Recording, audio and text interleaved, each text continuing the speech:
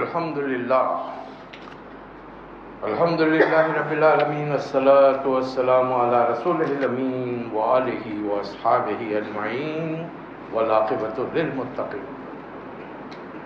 بزرگان محترم، عزیز نوجوانوں، بچوں، السلام علیکم ورحمۃ اللہ وبرکاتہ۔ اعوذ باللہ من الشیطان الرجیم، بسم اللہ الرحمن الرحیم۔ ان اول بیت وضع للناس للذی ببکۃ مبارکہ وہدی للعالمین، صدق اللہ مولانا العظیم۔ آیت نمبر 96 ہے سورہ آل عمران، جس میں اللہ تعالیٰ کا ارشاد ہے کہ انسانوں کی عبادت کے لیے زمین پر جو پہلا گھر تعمیر کیا گیا، بنایا گیا، وہ بکہ تھا، جو بعد میں تبدیل ہو کر آج جس کو ہم مکہ پکارتے ہیں۔ اپنے دور میں علامہ اقبال نے اسی قرآن مجید کی آیت کو اپنے الفاظ میں یوں بیان کیا کہ دنیا کے بت قدوں میں پہلا وہ گھر خدا کا، ہم اس کے پاسباں ہیں، وہ پاسباں ہمارا۔ آدم علیہ السلام کے زمین پر آنے کے بعد ہی،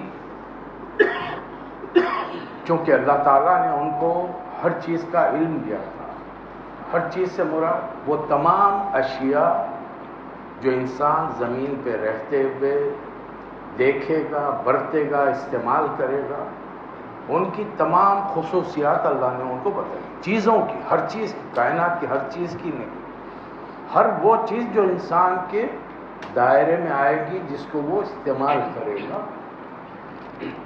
تو اس بنیاد پر یہ توقع کی جا سکتی ہے کہ حضرت آدم علیہ السلام نے ہو سکتا ہے پہلے کسی غار میں بنا لی ہو، لیکن پہلا جو گھر بنایا وہ اللہ کا گھر تھا، اس کی عبادت کے لیے مکہ مکرمہ میں بیت اللہ شریف۔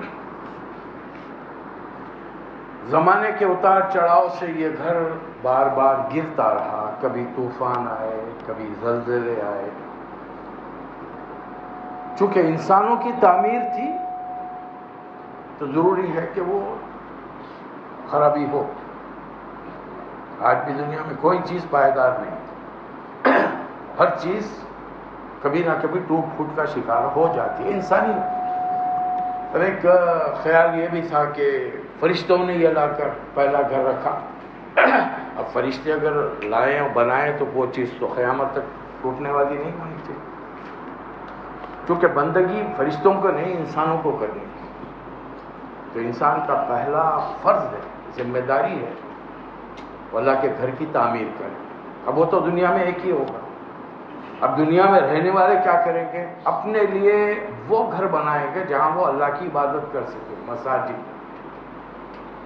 مسجد کو بھی اللہ ہی کا گھر کہا جاتا ہے۔ ایک مسلمان کی پہلی ذمہ داری یہ ہونی چاہیے کہ جب وہ گھر ڈھونڈے تو یہ دیکھے کہ مسجد کتنی قریب ہے، تاکہ وہ اور اس کے لڑکے باجماعت نماز کے عادی ہو سکے۔ مرد جتنے بھی ہیں وہ باجماعت نماز کے عادی ہو، اس سے کہ ایک مسلمان کی زندگی کا مرکز مسجد ہے۔ ہمارے شادی بیاہ بھی یہیں پر ہوں گے، تعلقات میں اتار چڑھاؤ ہوں تو ان کے فیصلے بھی یہیں پر ہوں گے۔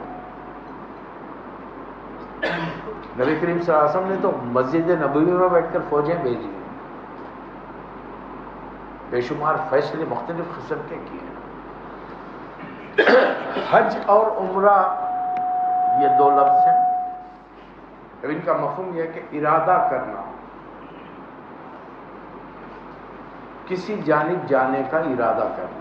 اب یہ چونکہ خاص الفاظ بن چکے ہیں اسلام کے ساتھ، تو اب اس کا ایک ہی مطلب لیا جائے گا، اللہ کے گھر کی زیارت کے لیے جانا، کعبۃ اللہ کے زیارت کے لیے جانا۔ عمرہ سال میں کسی دن بھی کسی وقت بھی ہو سکتا ہے، حج نہیں ہو۔ اللہ نے جب کائنات تخلیق کی تو زمین والوں کے لیے 12 مہینے بنا دیے، جن میں سے 4 مہینوں کو محترم، مقدس، حرام قرار دیا کہ ان 4 مہینوں میں کوئی آپسی لڑائی جھگڑا، راستوں میں جنگیں، بالکل نہیں، امن قائم ہوگا۔ ان میں سے ایک مہینہ تھوڑا سا سپریٹ ہے، علیحدہ، 7واں مہینہ رجب، یہ عمرہ کے لیے خاص۔ 3 مہینے لگاتار ہیں، ذوالقعدہ، ذوالحجہ اور محرم۔ اس سے کہ اس زمانے کا ٹرانسپورٹیشن آپ دیکھیں گے تو گھوڑا، گدھا، خچر، اونٹ، اس کے علاوہ کوئی سواری نہیں تھی۔ اب عرب کے کونے کونے سے لوگ جا رہے ہیں تو ٹائم لگے گا نا، ہفتوں لگ جائیں گے جانے میں، ایک کونے سے دوسرے کونے تک پہنچ۔ پھر اب اتنا پورا عرصہ ہر آدمی تو اتنا مالدار نہیں ہے کہ وہ پورے اخراجات برداشت کرے، تو عمومی طور پر وہ اپنے علاقے کا سامان لا کر یہاں راستے میں اور مکے میں بیچتے تھے، پھر یہاں کا سامان خرید کے اپنے پاس بیچتے، تجارت بھی ہوتی، اور اللہ نے اس کی اجازت دی، قرآن میں اجازت دی۔ ایک مسلمان کی حیثیت سے ہم کو عبادات کے بارے میں جاننا ضروری ہے، چاہے وہ چھوٹے بچے نابالغ ہی کیوں نہ ہو، سمجھ رہے ہیں، اردو اب سمجھ میں آتی ہے، ان کو یہ پوائنٹس یاد کرنے چاہیے۔ ہم اس پر توجہ نہیں دیتے ہیں۔ عمومی طور پر 2 چیزوں میں ہم غور و خوض نہیں کرتے، الا ماشاءاللہ۔ زکوٰۃ کے بارے میں ہم نہیں سوچتے، پیسہ آئے گا جب دے دوں گا، آ گیا، کہیں نہ کہیں سے اللہ تعالیٰ نے بندوبست کر دیا۔ اب ڈھونڈتے نکلے ہیں زکوٰۃ کتنی ہوتی، کیا ہوگی، کب دیں گے۔ یہی معاملہ حج اور عمرے کا بھی ہے۔ عین وقت پر میں نے سوچا بھی نہیں تھا، میں اپنی بات کر رہا ہوں، سوچا بھی نہیں تھا انڈیا میں جب میں تھا، میرے گھر کے حالات، آمدنی، والد صاحب کی تمام چیزیں ہم سوچے بھی نہیں تھے کہ کبھی حج ممکن ہے ہم سے۔ حالات بدلے، نکل کے یہاں پر آ گئے، یہاں پر آنے کے بعد موقع مل گیا، کیونکہ معلومات حاصل نہیں کی، اب ڈھونڈتے پھر رہے ہیں۔ اکثر و بیشتر عموماً میں بات اپنے پہ رکھ کے کرتا ہوں تاکہ لوگوں کو احساس ہو کہ ہمارے ساتھ بھی یہ واقعہ ہو چکا ہے۔ اب اچانک بیٹے نے بلا لیا، آمدنی خود ہو گئی، یہاں پہ جاب مل گیا، اب حج پہ جا رہا ہوں، نہیں معلوم کیا کرنا، نہیں معلوم۔ اب وہ دعاؤں کی کتابیں لے کے رٹا مار رہے ہیں، عربی میں کیا سمجھ میں آئے گا۔ پھر حج کیسا کرنا، مسجدوں کو ڈھونڈو، تقریریں کہاں ہونی حج کے بارے میں۔ اب وہ انڈیا پاکستان تو ہے نہیں کہ وہ حج کمیٹی والے بلا کے تیاری کریں، وہ تو یہ بھی بتاتے ہیں کہ احرام کیسا باندھنا، اب لنگی باندھنا نہیں آیا تو پھر انہوں نے کہا حج کیا کریں گے۔ 2 ہی ٹکڑے ہوتے ہیں نا، وہ بھی بڑی احتیاط سے باندھنے پڑتے ہیں بھائی، ورنہ آپ کا 70 تو اپنی جگہ رہے گا، دوسروں کا وضو ٹوٹ جائے گا۔ پھر عین وقت پہ ڈھونڈتے پھرتے ہیں کہاں تقریر ہو رہی ہے، کیوں؟ نماز جیسے فرض ہے، روزہ جیسا فرض ہے، حج اور زکوٰۃ بھی فرض ہے۔ میں ادا کروں نہ کروں، معلومات تو مجھے ہونی چاہیے نا۔ فرض کسے کہتے ہیں؟ وہ حکم جو اللہ نے دیا ہو، تو اللہ کا حکم اتنا معمولی ہے کہ میں اس کے بارے میں یہ سوچوں کہ جب جانا ہوگا تب غور کروں گا، معلومات حاصل کروں گا، اور جب پیسہ آ جائے گا تب اس کے بارے میں تفصیلات نہیں۔ مجھے جانے کا موقع نہیں ملا، مجھے زکوٰۃ دینے کا موقع نہیں ملا، لیکن میرے اطراف میں میرے عزیز اقارب، دوست احباب کو جانتے ہو، میں بتا سکتا ہوں نا۔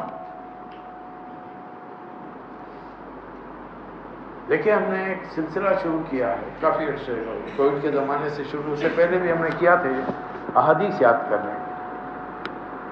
نبی کریم صلی اللہ علیہ وسلم کے مختصر الفاظ، جیسے کہ اللہ نے آپ کو جامع الکلم علم دیا تھا، چند لفظ کیا ہیں اس پر کتابیں لکھ سکتے ہیں، کتابیں لکھ سکتے ہیں، تاکہ لمبے لمبے خطبے دیں، لوگوں کے پلے نہیں پڑے گی، لوگ سنیں گے نہیں، اس مختصر بات ہے۔ تو انہی چیزوں کے اندر نبی کریم صلی اللہ علیہ وسلم نے فرمایا طلب العلم فریضہ، علم حاصل کرنا فرض ہے۔ کون سا علم ہے؟ پہلے اپنے رب کا بھیجا ہوا علم حاصل کرو، پھر دنیا کا علم حاصل کرو، منع نہیں ہے، دونوں علم حاصل کرو۔ لیکن یہ اس کے بارے میں کیا رسول اللہ صلی اللہ علیہ وسلم نے فرمایا؟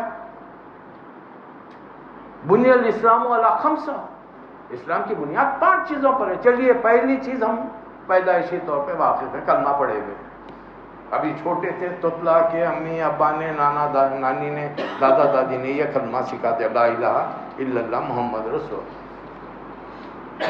بخایا چار. اب وہ 1 سال کا 1.5 سال کا بچہ نماز تو نہیں پڑھے گا, کھڑا تو رہ جائے گا ماں کے ساتھ نانی کے ساتھ باپ کے ساتھ, اس کو سمجھ بھی نہیں آئے گا, یاد بھی نہیں ہوگا نا سورہ فاتحہ بھی. 6 مہینے 1 سال کے بچے کو یاد ہوگا, جیسے جیسے بڑھتا جائے. تو معلومات تو ہونی چاہیے نا ہماری, اور انہیں چیزوں کے پیش نظر یہاں یہ سلسلہ ہم نے آپ کے سامنے مختلف موضوعات پہ رکھا اور مختلف لوگ ہوتے ہیں.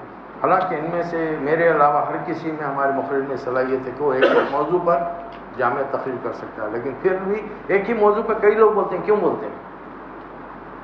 میرے الفاظ ہو سکتا ہے کسی کو پسند نہیں آئے, سمجھ میں نہیں آئے, اوپر سے نکل جائے, دوسرے کا لہجہ, دوسرے کے الفاظ, دوسرے کی گفتگو ان کے دل میں اتر جائے.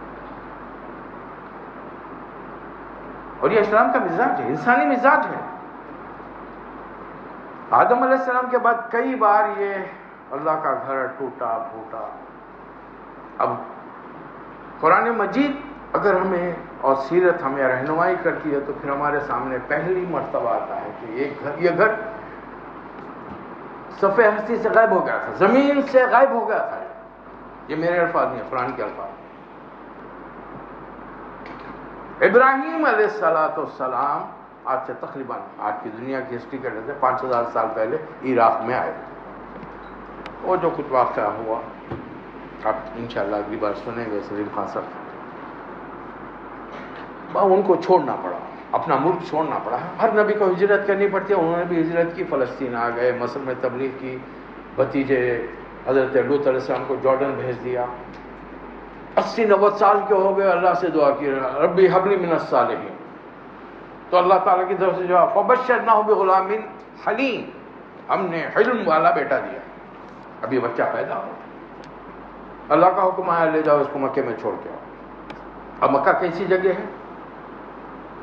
ربنا انی اسکنت من ذریتی بوادی غیر ذی زرع عند بیتک المحرم, میں نے اپنی اولاد کے ایک حصے کو یہاں چھوڑا جہاں گھاس کی پتی نہیں اگتی ہے.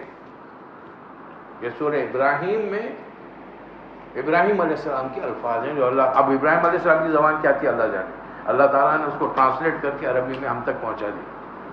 تو ٹرانسلیشن جائز ہے, ٹرانسلیشن کے ذریعے بات پہنچائی جا سکتی ہے. ابراہیم علیہ السلام کی زبان اب لے کے چل پڑے. وہاں پہنچے جہاں 2 چھوٹی چھوٹی پہاڑیاں, میدان صاف, کچھ نہیں ہے وہاں. اس میدان میں کچھ نہیں, ایک کھجور کا تھیلا, پانی کی مشک ہے, لے جا کے بیگم کی بیوی کو حضرت ہاجرہ رضی اللہ تعالی عنہا کو چھوڑ دیا. بیٹا نومولود حضرت اسماعیل علیہ السلام نبی بننے والے ہیں. ماں بیٹے کو چھوڑ کر پڑ گئی.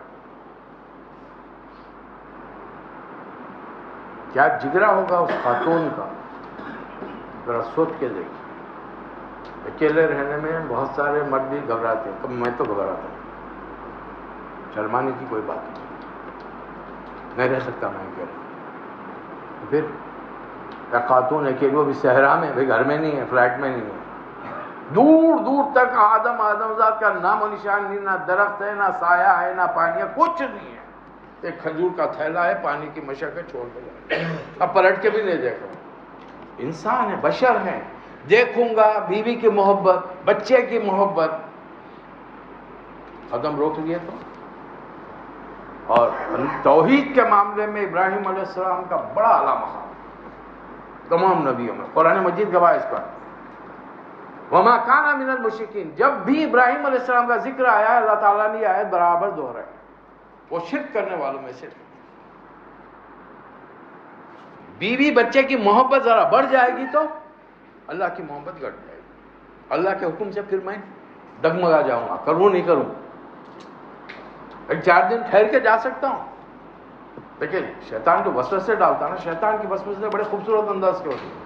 وہ کبھی آپ کو یہ کہہ کر اپنے راستے پر نہیں لایا کہ یہ گناہ کا راستہ ہے, نیکی کرا اب فرض کر لیجیے اس کو شیطان خیال دل میں ڈال دیتا، اکیلی عورت ہے،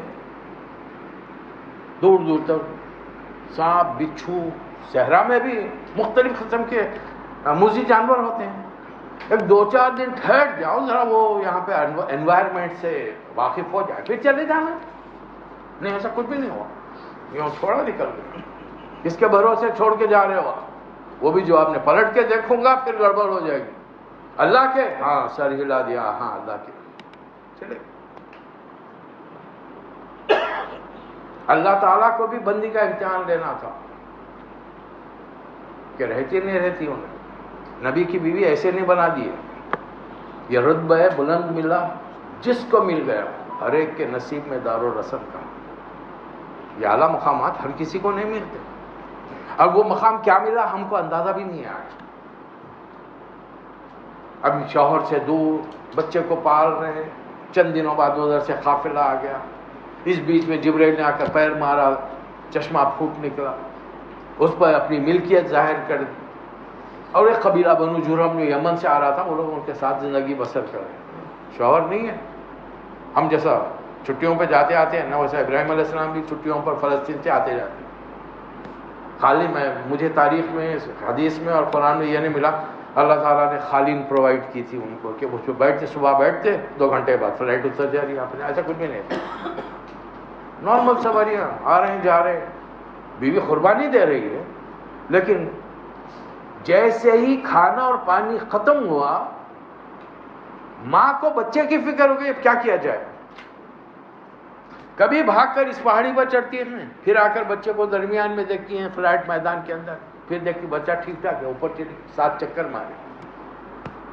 اللہ تعالیٰ نے ابراہیم علیہ السلام کے بعد سے لے کر نبی کریم صلی اللہ علیہ وسلم تک جو بھی عمرہ کے لیے جائے گا، حج کے لیے جائے گا، صحیح فرض کر دی، 7-12 ہو جاؤ، 3.5 چکر ہوتے ہیں، کرنا پڑے گا، ورنہ نہ تمہارا عمرہ ہو سکتا ہے نہ حج ہو سکتا ہے۔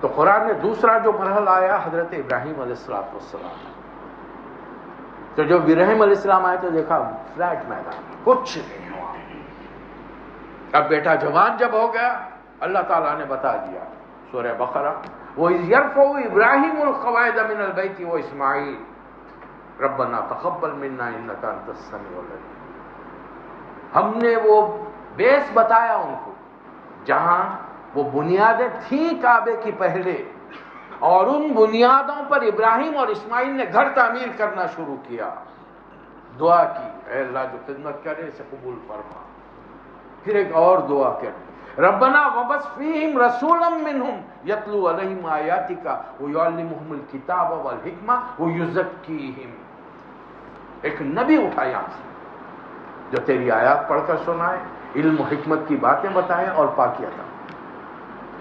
قرآن باہر جانے کی ضرورت نہیں ہے، لیکن تھوڑا ٹٹولنا پڑے گا کون سی چیز کہاں پر ہے، وہ سلسلہ لائیں گے تو قصہ بنے گا نا۔ اس کے بعد میں بھی پھر ایک بار کعبۃ اللہ، دیواریں حال خراب، طوفانی بارش، کمزور پڑ گئی، دور مشرکین کا ہے، اس گھر کے اطراف میں 360 بت بیٹھے ہوئے، لیکن نبی پیدا، آخری نبی پیدا ہو چکے ہیں، نبی نہیں بنے، پیدا ہو چکے ہیں، عمر 35 سال، مکہ مکرمہ میں طوفان آ گیا، اب مکہ کے لوگوں نے سوچا کیا کرنا چاہیے، پھر بنا بھائی ہاتھ لگائے تو دیواریں ہٹ پر زخمی ہو سکتے ہیں، نقصان پہنچ سکتا ہے، کیا کیا ہے، نہیں اس کو نکال کر اثر نو تعمیر کر۔ یہ مکے والے کون ہیں؟ شراب پینے والے، جوا کھیلنے والے، ڈاکے ڈالنے والے، بتوں کی پوجا کرنے والے، بتوں کے آگے نذرانے چڑھانے والے، لیکن ان میں ان برے لوگوں میں بھی ایک خاص بات تھی، وہ یہ تھی کہ کعبہ تعمیر ہوگا تو حلال کے پیسوں سے ہوگا، حرام سے، یعنی برائی معروف ہے، بھلائی معروف، برائی کے لیے تفصیلی لیکچر دینے کی ضرورت نہیں رہتی، جھوٹ برائی ہے، اب اس کے لیے پروفیسر صاحب کا لیکچر نہیں چاہیے ہم کو، کیا جھوٹ ہے کیا نہیں، سچ کیا ہے جھوٹ کیا ہے، یہ معروف چیز ہے۔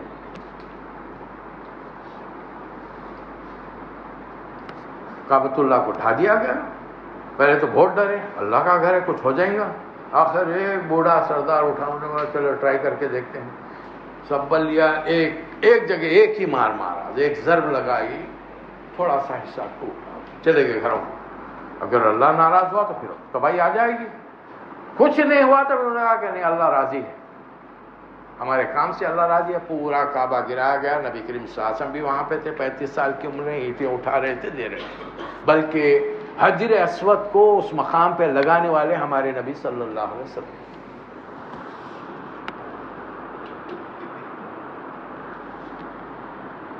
مکہ مکرمہ میں خاص مقام پر کعبۃ اللہ ہے, اور دنیا کے مختلف علاقوں سے لوگ آئیں گے. اللہ نے وہاں الگ الگ چیک پوسٹ بنا دیے.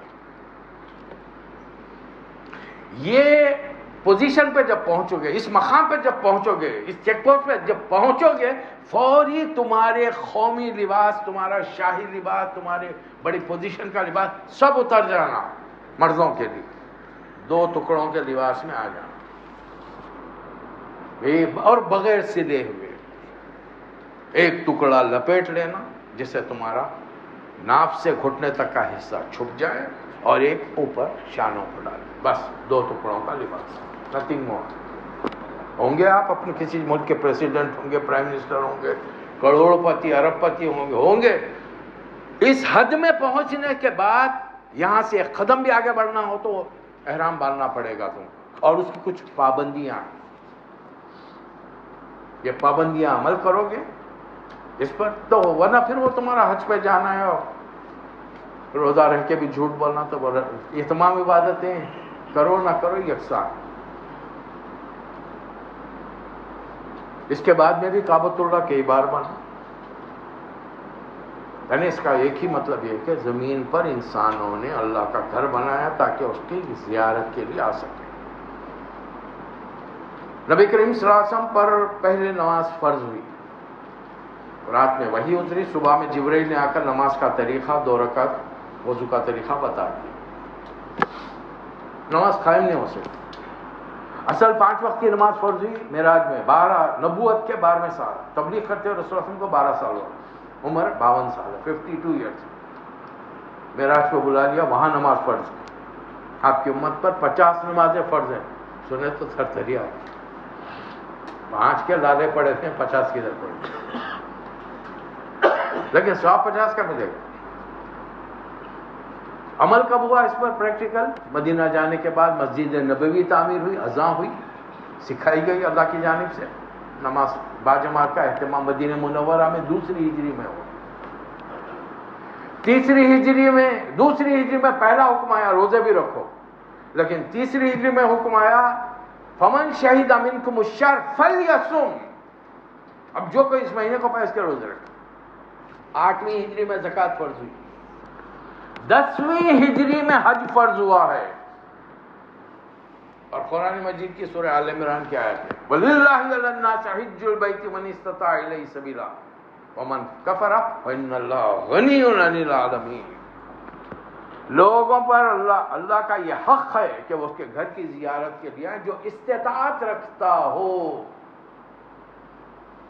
استطاعت کیا ہے؟ اللہ کے رسول استطاعت کسے کہتے ہیں؟